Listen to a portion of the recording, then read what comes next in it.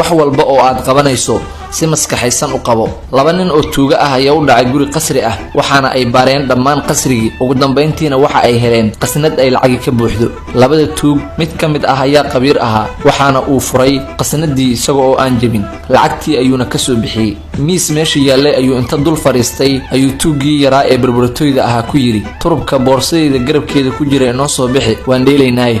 tuugii yaraa oo yaaban ayaa yiri, aan ka cararno meesha, haddii aad dhil rabto gurigeena markii aan tagno ayaan dheelaynaaye. tuugii qabiirka ahaa ayaa si canan ay ku jirto u yiri, anaa kuu taliya, wixii aan ku amro ayaad samaynaysaa. fur talaajadaas oo inoo soo bixi 3 dhalo oo biibsi ah iyo 3 koob.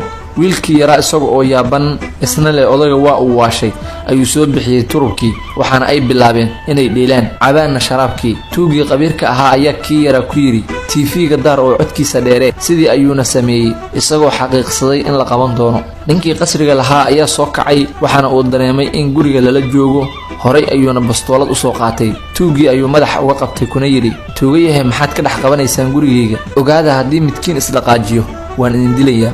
tuugii weynaa isma waaline saaxiibkiis ayuu ku yiri, iska daa warkiisa ee inoo wad dhiisha.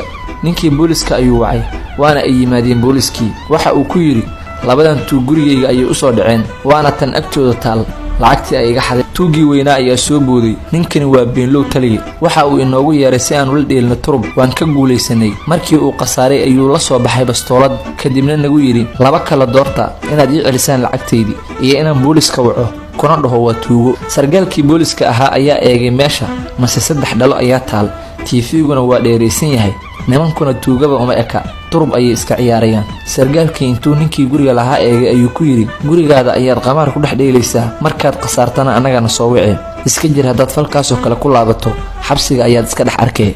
albaabka ayuu ka baxay sargaalkii, laakiin tuugii qabiirka ahaa ayaa ku qayliyay, taliya haddii aad naga tagto waa uuna dilayaa. sidaas ayayna labadii tuug ku baxsadeen iyaga oo nabad qaba, lacagtiina wata, booliskuna iyaga ilaalinayo.